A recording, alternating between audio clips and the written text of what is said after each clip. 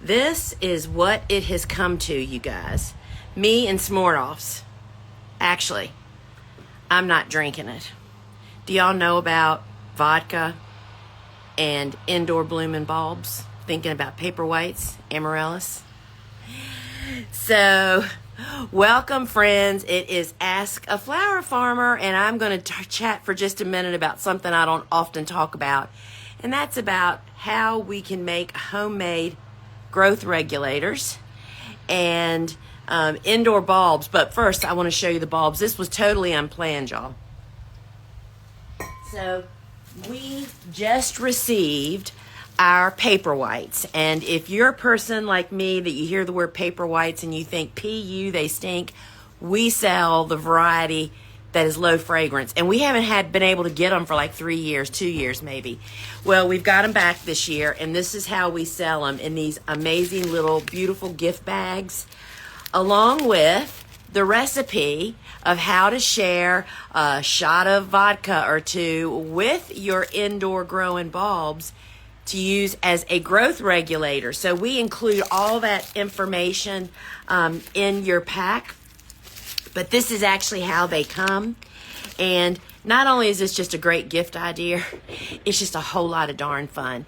And I just absolutely love sharing that there is a homemade recipe that you can use vodka to keep them from, I haven't sold these in 3 years, y'all, so I can't quite remember.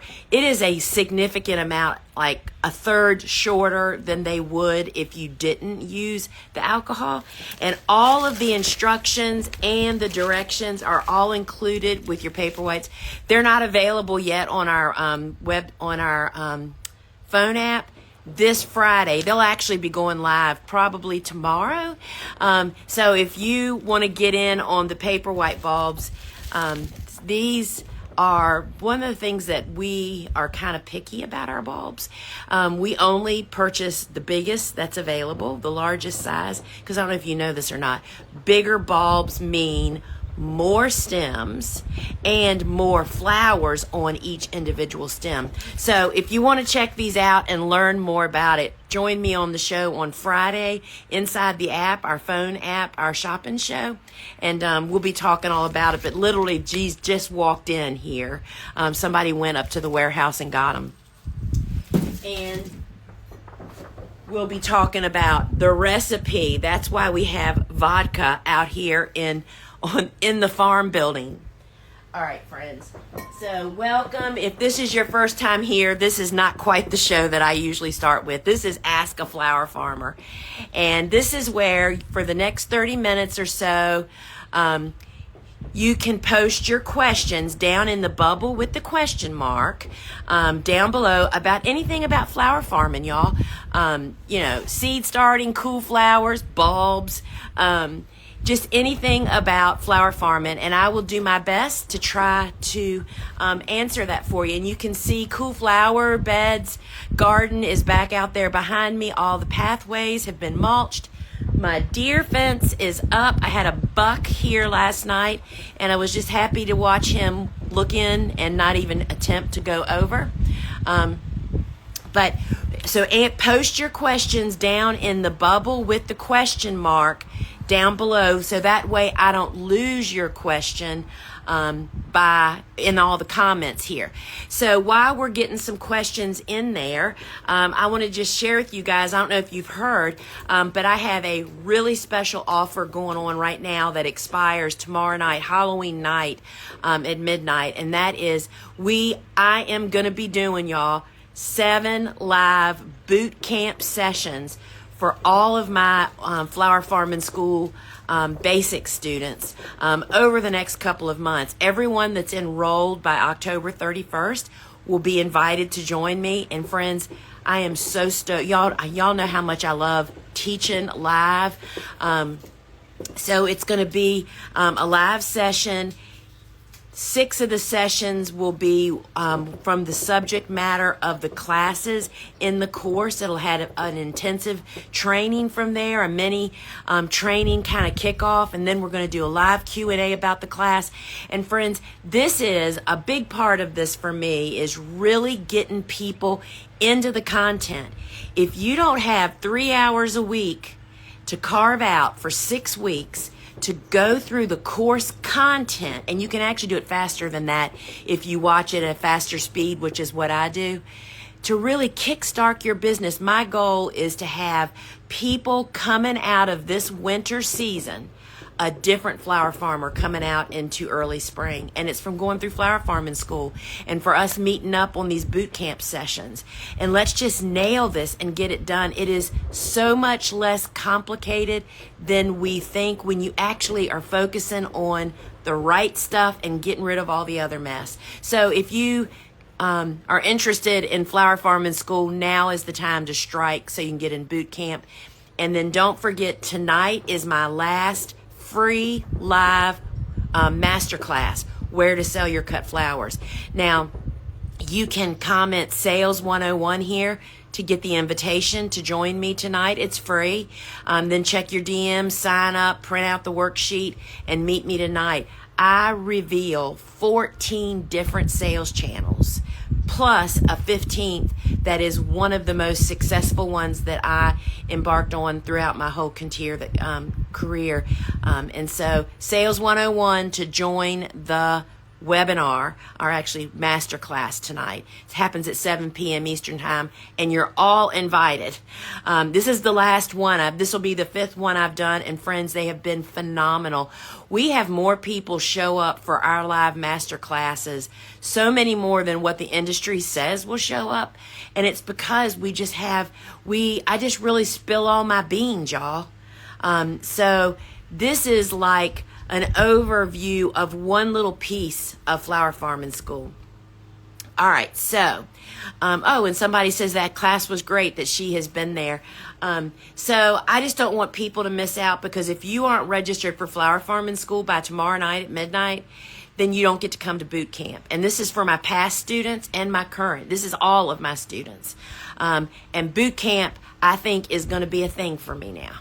I just am really excited about really shaking the wrinkles out of the sheet, y'all. That's what this is going to be all about. So check that out and join me tonight, Sales 101, and it's free. And you get a PDF of my best market ever that I sold at for all these years. You get the complete how-tos in a PDF when you show up live. All right, friends, let's see what kind of questions you guys have for me. I grew Lysianthus this year from seed, and they eventually flowered, and I love them. But do you have any tricks up your sleeves? They are so fussy. So they are, we try not to call them fussy. I actually say that they hold a grudge in my book, the Cut Flower Handbook. But they just have specific needs, and if you don't meet those needs, they just don't do very well. And I will tell you that, the trick that I have up my sleeve is most commercial flower farmers, once you get your business up and running, 100% we purchase plugs. And the reason why is, first off, it is an enormous cash crop for us. We cannot gamble on, are they going to grow up, or am I going to kill them? The reason that Lysianthus is so kind of difficult, if you want to call it that, is they're super slow to grow. It takes like 12 weeks to get a transplant about that big. Do you know how many different ways you can kill a transplant in 12 weeks? I mean, let us count the ways. There are so very, very many. Secondly, if Lysianthus is not kept during its growing up period, kept at the proper temperature, particularly that first 12 weeks, rosette is what it's called, and that's where they just will never produce a flower. It's a beautiful, healthy looking little plant, but they just kind of hold a grudge if you don't give them what they want. And so, because of all of that, I have grown Lysianthus from seed. It is possible, but I have far better things to do with my time than worrying about them when I can purchase in perfect plugs to plant out. So that's what we do. And so plugs, Farmer Bailey is where a lot of flower farmers buy plugs because he has a lower threshold of, he has bigger plants available, meaning the cell trays, sizes, and just lower minimums. And that's where we buy ours from now that we aren't in high production, because I always buy 3 or 4 trays each year. You have to order about 4 months in advance. That's about how long it takes for them to get grown. And that would be my advice to you is good job. Kudos to you for growing them and getting flowers. The easiest way, the way that most professionals do it, is we buy plugs, and that's why. It's just I'm not gambling with one of the most important cash crops I have.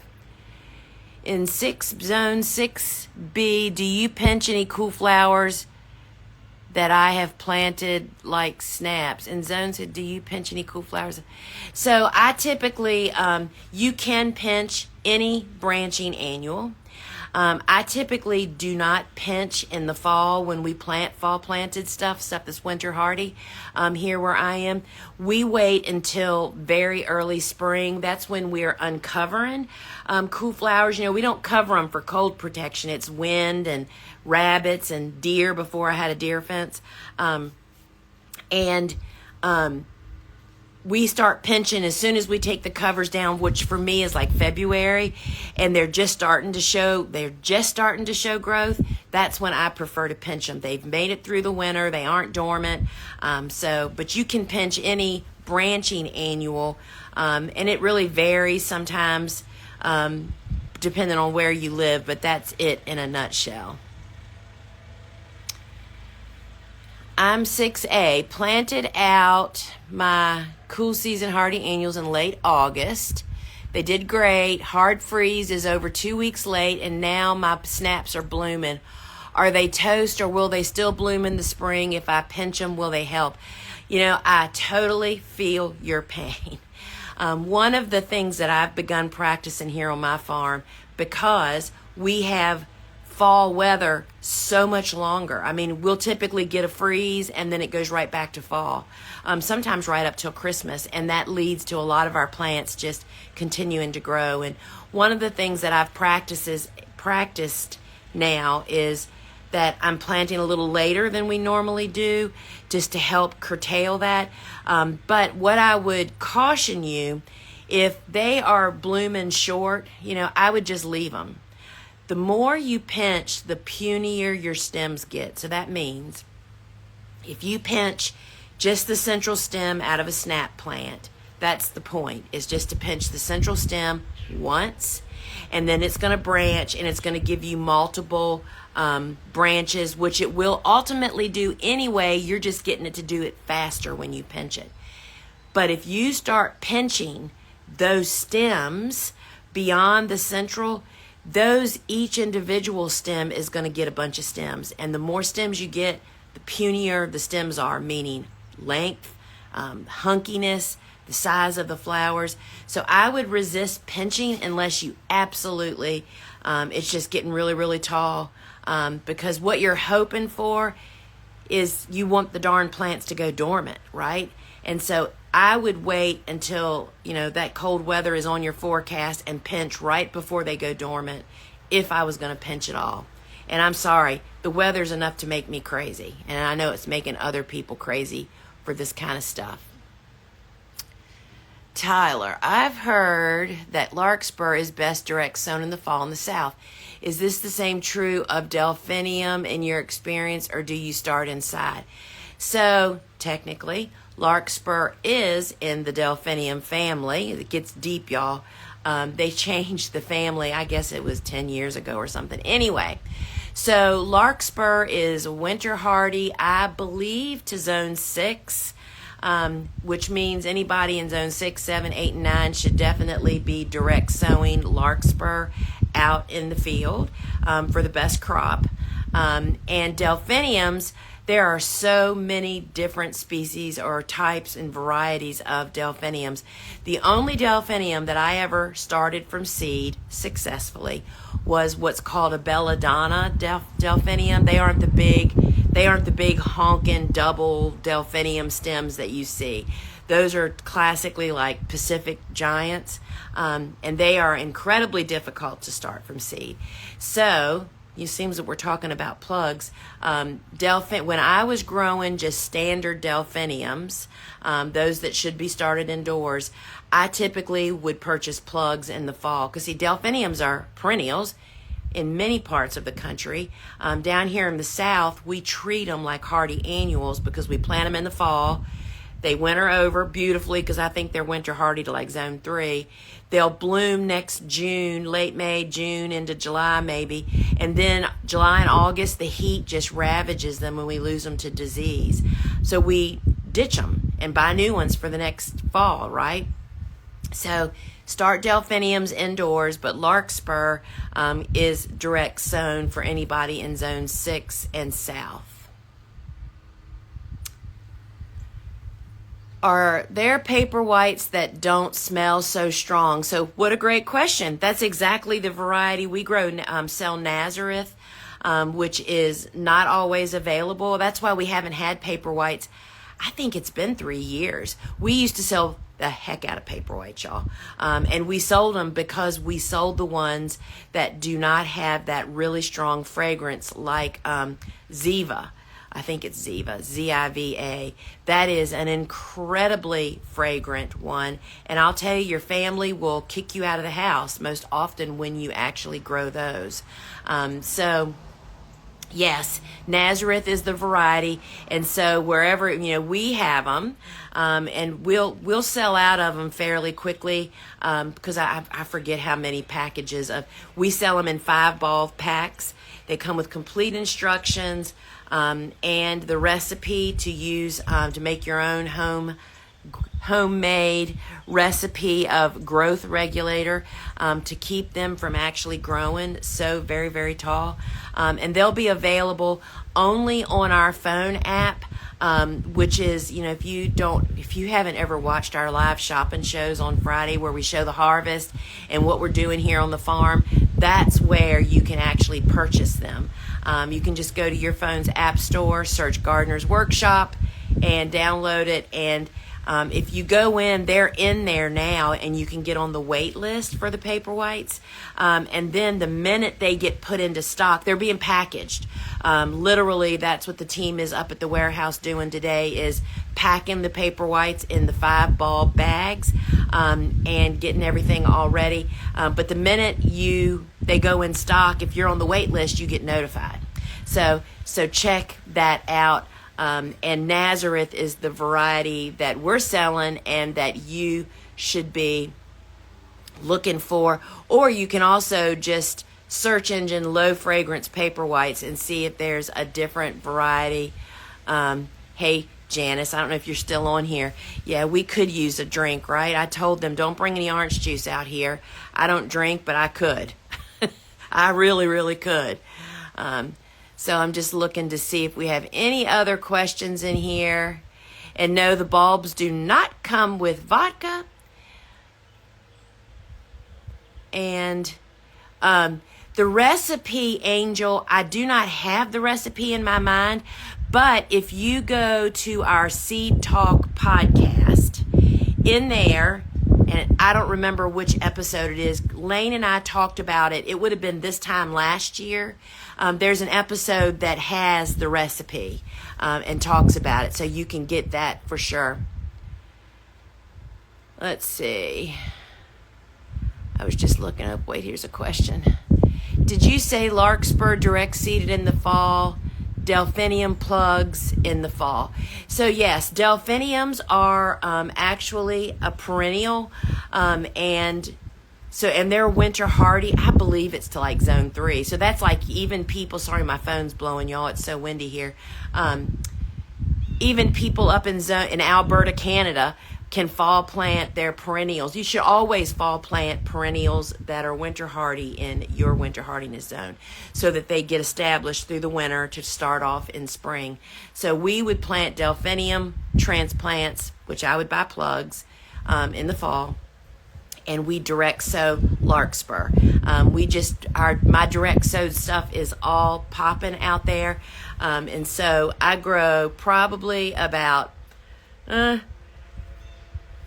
different larkspurs colors. Maybe it's 4 this year. I don't know. So I was talking earlier, I think it was somewhere live. I don't know if maybe it was with my club, talking about that. I love watering the cool flower transplants. You know, we hand water in the fall. We never hook up our irrigation to fill the tapes with water before we go into winter. And so watering by hand, which doesn't take long at all, but it is an incredibly good observation deck. You know, I get to see my poppies are all germinating. I mean, it just restores my hope. Y'all, every year that I direct sow, I question, is it going to work? You know, I've only been doing it for, 27 years now. So I still am questioning all of that. And it was just so good to see that our poppies have popped and our dill and, of course, the bachelor buttons and atriplex and just so many different of the flowers. But also when I'm watering the transplants that were planted, sometimes, you know, stuff just doesn't, sometimes some stuff happens, whether it's cutworms that cut them off. Me watering really helps me to know what we ought to restart as an insurance plan. And that's kind of what I'm talking about on the show this week. This Friday at 12 noon is we're talking about insurance seed starting. And sometimes those plants don't ever get planted, but when you need them, you are so happy to have them. And in fact, Bobo started some today, and I'm going to be starting some with the sewing circle in my club. The wind is really rocking here, y'all. Of those that just don't look good enough to me. And why not just start over again and plug them in for any that just aren't looking really super great. So let's see, my snaps are 8 to 12 inches tall since planting out. Will they be okay? I pinched while they were in trays 6B, 7A. Oh, yeah. I mean, they should be fine. I wouldn't pinch them again for sure if they're only 8 to 12 inches tall. And yeah, they'll be great. I mean, the whole cool flower concept, y'all, is to get your plants or your seeds planted so that when they reach, you know, that 6 to 8 week window before your first frost, so that they can grow up into a little transplant or get rooted in as a little transplant. So they can go dormant when it gets cold, but yet they've set up their housekeeping pretty much, right? So that sounds, Carrie, like they sound pretty perfect to me. We haven't even planted our snaps yet because we restarted some, and I just prefer for them to not get so big, so we're just planting them later and later and later each and every year. The beds, the beds on this side, these 2 beds are empty. They're just sitting out there ready and waiting once we actually have them ready to go out. Do you use fertilizer on your plugs after the seeds germinate? How often do you do this? So we do, I mean, for our soil blocks, with the stuff we're starting indoors, everybody gets a dose of either the fish seaweed fertilizer, which you can find everything that you hear me mention, you can always find on my website or in our garden shop, because we only sell the stuff I use. So I use the Neptune's Harvest seaweed fish once a week, or the new compost tea bags that we actually have, which the compost tea, in addition to having some nutrition, it also is just full of great microbes. And so once a week they get one or the other of that. I fill my gallon watering can up, and when I water that day, they're getting a dose of something, and that happens typically on Mondays around here. And then they get that once a week until they go out in the garden. And when they get planted in the garden, they're planted into a bed that's been prepared. And we use the dry organic fertilizer that you'll also find on our website. And it tells you what it is and tells you all about it. And then, you know, I would love to do that again out in my garden, you know, pour a soil drench of either compost tea or the Neptune Harvest, but we typically never have time to do that. So we just take a lot of steps to build our soil and add dry organic fertilizer, and then they just hit the ground running, and then they have a meal when they're already in there. So that works out really well. My snapdragons are 7 weeks old and they're still really small. Am I doing something wrong? Snaps are kind of, they're a little like Lysianthus. They hold a grudge. So if they are pretty tiny, a lot of things can stunt them. Overwatering, meaning they're staying wet all the time. Are they root bound in a cell pack or something?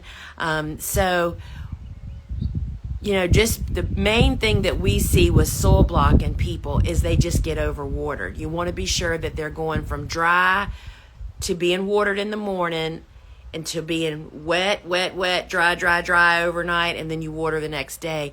Because when they're dry is when their roots are really getting that oxygen we want them to have so much of, which is the benefit of soil blocking and why soil block transplants tend to grow a little quicker than containers, and it's because of the oxygen. So it's really important, but the roots can't get oxygen if they're staying damp or moist all the time. And that would be true of any method of seed starting, but particularly with soil blocking. So just be sure they're drying out in a 24-hour period. Get them outside in the sun like ours are sitting outside, and just trying to get them big enough to get them in the garden, and then they'll usually just kind of take off, right? Width of your walkways and beds. So this garden was built with a bed layer on a tractor. So it's basically about 60 inches from center to center, meaning 60 inches from the middle of this bed to the next middle of the next bed. So the beds are about 30 inches and the pathways are there close of. Sometimes the pathways get a little wider because I go too far.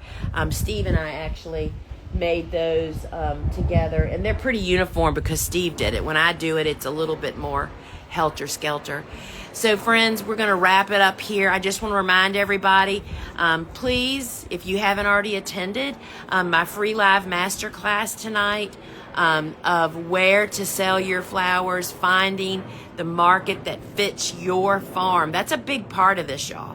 This is like not having to redo everything and feel like you have to change up everything. This is really finding a market to fit your lifestyle and what you have available to you. And that can always change every season, right? But it's a way to get in and get started. That's what we're really working on. So you can comment Sales 101 here, and we'll DM you the link to sign up to get to the webinar tonight, which is free. Print the worksheet that comes in your email and join me at 7 p.m. Eastern time tonight. I mean, that's where you really need to be because, most flower farmers, I was talking about this earlier on a live, I think, is that so many of us jump in feet first, start growing a bunch of flowers, and we think, oh, I'll worry about where I'm going to sell them once I finally get some flowers. First off, we're questioning, are we ever going to get the flowers? And then all of a sudden, you have a bunch of flowers and you have nowhere to sell them. And I'll tell you that perhaps one of the best things that ever happened for me is that I always had more customers than we had flowers. And we had a lot of flowers, y'all. I produced 10 to 15,000 stems a week in season. We were in high production. And you just always have to have your setup to have lots of people waiting on your flowers. And that just takes the stress out of it and lets you focus on growing the flowers and then all the other process, which, there's lots of steps. But if you go through all those steps and then you have nowhere to sell them, friends, it is sad. It is really, really sad. And it happens all the time. So see me tonight. Come to my free live webinar masterclass, y'all. Sorry, I keep getting that confused.